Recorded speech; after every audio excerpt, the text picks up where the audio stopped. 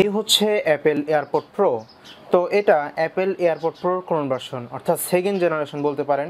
আপনারা অনেক দিন আগে হয়তো বা দেখেছেন কই এয়ারপড, অর্থাৎ অ্যাপেল এয়ারপডের একদম সুপার মাস্টার কপি যেটা ছিল, সেটার দাম অলমোস্ট 3,500 থেকে 4,000 টাকা। কিন্তু এটা 2,000 টাকারও নিচে, অর্থাৎ 1,500 টাকা বাজেটের মধ্যে এটা পেয়ে যাবেন। তো আজকে আমি এই জিনিসটা কিনেছি, এখন আপনাদের সামনে আনবক্সিং করব, আসলে বোঝানোর চেষ্টা করব যে এই জিনিসটা কতটুকু ভালো, আসলে কি নেওয়া আপনাদের জন্য ভালো হবে নাকি খারাপ হবে, এবং কারা নেবেন, আইফোন ইউজাররা নাকি অ্যান্ড্রয়েড ইউজাররা। তো অবশ্যই ভিডিওটা একদম শেষ পর্যন্ত দেখতে থাকেন।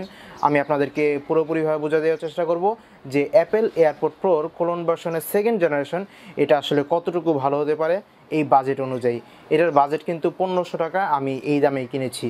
তো দেখতেই থাকুন, আর কথা বাড়াচ্ছি না, চলুন শুরু করা যাক আজকের এই ভিডিওটি।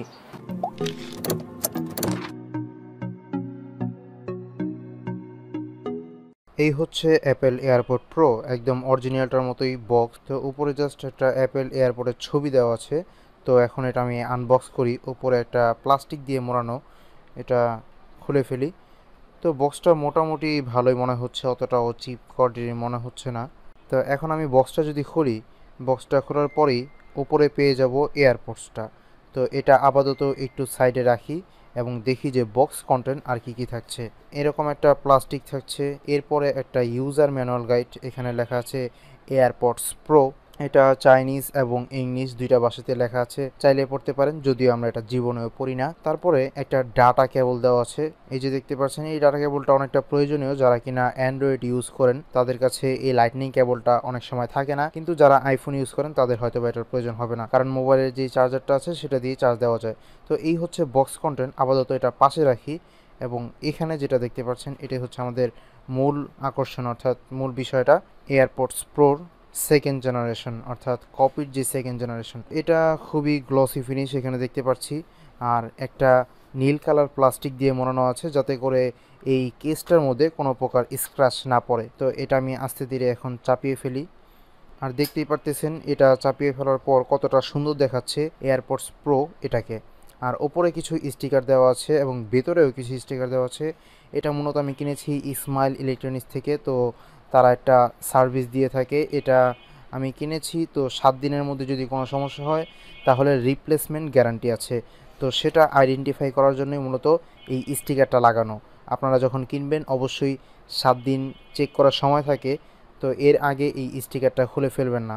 এখন স্টিকারটা খুলে ফেলবো। স্টিকারটা খুললে একদম এয়ারপডস প্রো এর মতো দেখা যায়, কিন্তু এই স্টিকারটা একটু দেখতে বাজে। আচ্ছা যাই হোক, এখন এটা আমি খুলে ফেলি স্টিকারগুলি। এই সবগুলি স্টিকার খুলে ফেলার পর কিন্তু দেখতে আরও অনেক বেশি সুন্দর লাগতেছে, আপনারা দেখতেই পাচ্ছেন, একদম পুরোপুরি অরিজিনালটার মতো। তারপরে আরেকটা কথা বলি, এয়ারপডসটা আনবক্স করে অনেক বেশি আমি ডিসঅ্যাপয়েন্টেড হয়েছি, কারণ এখানে কোনো এক্সট্রা এয়ার টিপস নেই, শুধুমাত্র একটা এয়ার টিপস লাগানো আছে। এটা ভাগ্যক্রমে যদি হারিয়ে যায় তাহলে আপনার এই এয়ার টিপস নিয়ে অনেক ঝামেলায় পড়তে হবে। সেম সাইজের এয়ার টিপস পাওয়াটা অনেক বেশি কষ্টকর। যাই হোক, সবকিছুরই তো ভালো খারাপ থাকে। তো এখন আমি এই এয়ারপডস প্রো এটার সাথে সাইজ কম্পেয়ার করব অ্যাপেল এয়ারপডস। তো এখন দেখতে পাচ্ছেন আমি বের করছি, আসলে একটু সাইজটা দেখাই। অনেকেই আছে হয়তোবা চিন্তা করতেছেন যে অ্যাপেল এয়ারপডস প্রো এটা হয়তোবা কানে একটু বড়, অর্থাৎ ফিট হবে না কানে ভালোভাবে, কিন্তু আমি অবশ্য দোনোটাই ইউজ করি, মোটামুটি দোনোটাই অনেক ভালোভাবে কানে ফিট হয় আর কান থেকে সহজে খুলেও পড়ে না। তো এখন আমি এই যে অ্যাপেল এয়ারপড প্রো, এটা অ্যান্ড্রয়েড এবং আইওএস এই দুটোটা মোবাইলের সাথে কানেক্ট করে আপনাদেরকে একটু যা সাউন্ড কোয়ালিটি শোনাবো যে এই দুইটা মোবাইল থেকে আসলে কতটুকু ভালো লাউডনেস পাওয়া যাচ্ছে এই এয়ারপডটা থেকে। আর অবশ্যই ভিডিওটা কিন্তু একদম শেষ পর্যন্ত দেখবেন, কারণ আমি একদম শেষে আমার ওপিনিয়ন দেওয়ার চেষ্টা করব এই এয়ারপডটা সম্পর্কে। অবশ্যই ব্লুটুথটা অন থাকতে হবে। তো ব্লুটুথ অন থাকা অবস্থায় জাস্ট এখান থেকে এটা খুলবেন, খোলার সাথে সাথে দেখি কি হয়। এখানে কিন্তু এসে পড়েছে এয়ারপড প্রো কানেক্ট। তো এখানে কিছু মিডিয়া কন্ট্রোল দেখাবে, আপনারা এটা স্কিপ করে দিতে পারেন।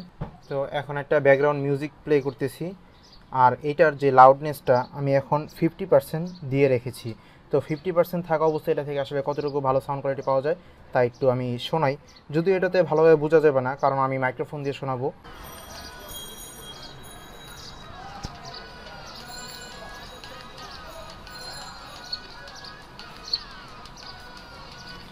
আর এবার আমি যদি একদম 100% লাউড দিয়ে রাখি তাহলে কতটুকু সাউন্ড পাওয়া যায় তা একটু শুনেন।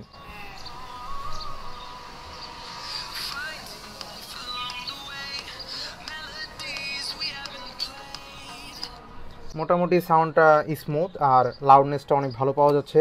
তো এবার আমি এখন অ্যান্ড্রয়েডের সাথে কানেক্ট করব। ব্লুটুথটা অন করবেন, ইঞ্চটা খুলবেন, খোলার সাথে সাথে এখানে এসে পড়বে হয়তোবা এই যে অ্যানাম এয়ারপড প্রো, যেটা আমি আইফোনে সেট করেছিলাম আমার নাম দিয়ে। তো এখানে এটা এসে পড়েছে। আচ্ছা, এটা কানেক্ট হয়ে গিয়েছে। তো অ্যান্ড্রয়েডের সাথে কানেক্ট করাটাও ইজি, দেখতেই পারলেন। এখন একটা জাস্ট সাউন্ড প্লে করি।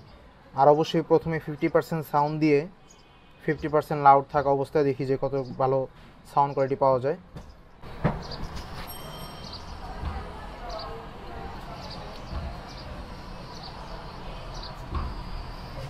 তো আশা করি বুঝতে পেরেছেন যে 50% লাউড থাকা অবস্থায় এটা থেকে কতটুকু ভালো সাউন্ড কোয়ালিটি পাওয়া যাচ্ছে।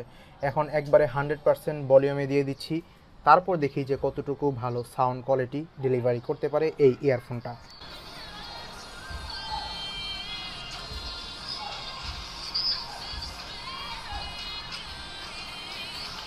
তো বুঝতে পারতেছেন যে সাউন্ড কোয়ালিটি আসলে কতটুকু পাওয়া যাচ্ছে এই এয়ারপডটা থেকে অ্যান্ড্রয়েডের সাথে ইউজ করলে এবং আইওএস ডিভাইসের সাথে ইউজ করলে।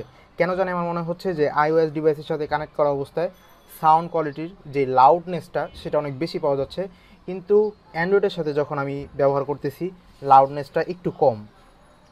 বাই দ্য ওয়ে গাইস, আমি আরেকটা কথা বলি, আপনি যদি আমার চ্যানেলে সাবস্ক্রাইবার হয়ে থাকেন তাহলে আমি যেখান থেকে কিনেছি অর্থাৎ স্মাইল ইলেকট্রনিক, এখানে যদি আমার চ্যানেলের রেফারেন্স দেন তাহলে মোটামুটি 200 থেকে 300 টাকারও উপরে ডিসকাউন্ট পেয়ে যেতে পারেন। তো অবশ্যই আপনারা কিন্তু এই অফারটি হাতছাড়া করবেন না।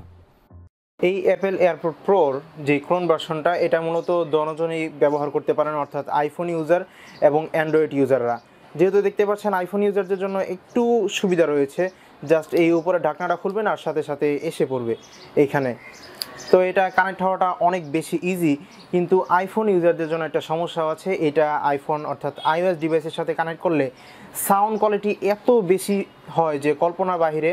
আপনি কানে যদি সম্পূর্ণ সাউন্ড দিয়ে শোনেন, 100% বলতে পারি যে 10 থেকে 15 মিনিট শোনার পরে আপনারা শুনতে পারবেন না, মানে এটা কান ব্যথা হওয়া শুরু করে। কিন্তু অ্যান্ড্রয়েডের মধ্যে একটা সাউন্ড ব্যালেন্সিং রয়েছে, কেন জানি আমার মনে হচ্ছে।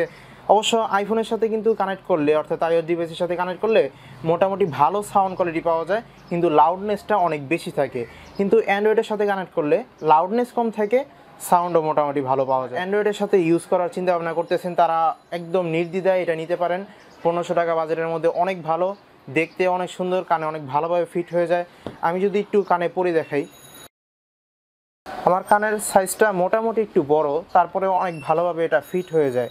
কিন্তু সবার কানের সাইজ এক না, তো এই জিনিসটা বলা যাচ্ছে না যে কার কানে কতটুকু ভালোভাবে ফিট হবে। কিন্তু এটা অ্যাপেল এয়ারপড প্রো এর যেই ভার্সনটা রয়েছে অরিজিনালটা ঠিক ওইটার সাইজেরই। তো এটা একটা অ্যাডভান্টেজ, মোটামুটি ভালোই, খারাপ বলা যায় না। দাম তো অনেকটাই কম।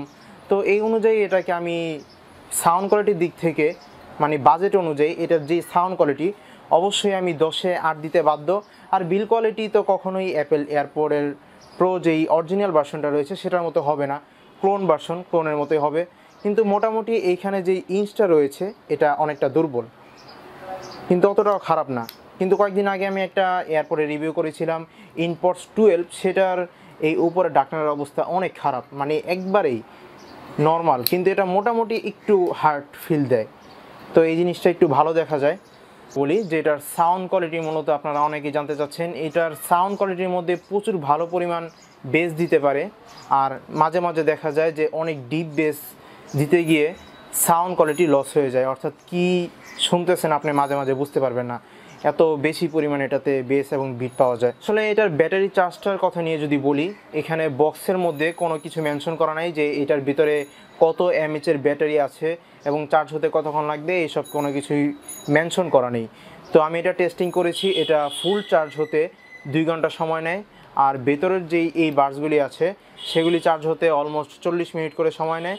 তো এই বক্সটার মাধ্যমে প্রায় 3 বারের মতো চার্জ দেওয়া যায় এবং এক একটা বাডস থেকে 2.5 ঘন্টা প্লাস চার্জিং ব্যাকআপ পাওয়া যায়। তো মোটামুটি ভালো, খারাপ বলা যায় না। 1500 টাকা বাজেটের মধ্যে এর চাইতে বেশি কিছু আশাও করা যায় না। তো আজকের মতো ভিডিওটা এই পর্যন্তই। আশা করি আপনারা বুঝতে পেরেছেন যে অ্যাপেল এয়ারপড প্রো এর কপি যেটা সেটা কতটুকু আপনাদের জন্য ভালো হতে পারে। অবশ্যই আইফোন ইউজার এবং অ্যান্ড্রয়েড ইউজার দোনোজনই ব্যবহার করতে পারেন, কিন্তু আইফোন ইউজাররা যেমন একটা অ্যাডভান্টেজ পাবেন কানেক্টিভিটির দিক থেকে, কিন্তু অ্যান্ড্রয়েড ইউজাররা একটা অ্যাডভান্টেজ পাবেন যে এটা সাউন্ড কোয়ালিটির দিক থেকে। কারণ অ্যান্ড্রয়েডের মধ্যে আগেই বলেছিলাম যে সাউন্ডটা একটু লাউডনেস কম হওয়ার কারণে মোটামুটি ভালোভাবে শোনা যায়, কিন্তু আইওএস ডিভাইসের সাথে কানেক্ট করলে এত বেশি লাউড যে বলার বাহিরে, মনে হয় কি যে একটা স্পিকার বাজতেছে, এরকম একটা অবস্থা। আজকের মতো ভিডিওটি এই পর্যন্তই, আর কথা বাড়াচ্ছি না। দেখা হবে পরবর্তী যে কোনো ভিডিওতে আবারও। ততদিন পর্যন্ত ভালো থাকবেন, সুস্থ থাকবেন, আল্লাহ হাফেজ।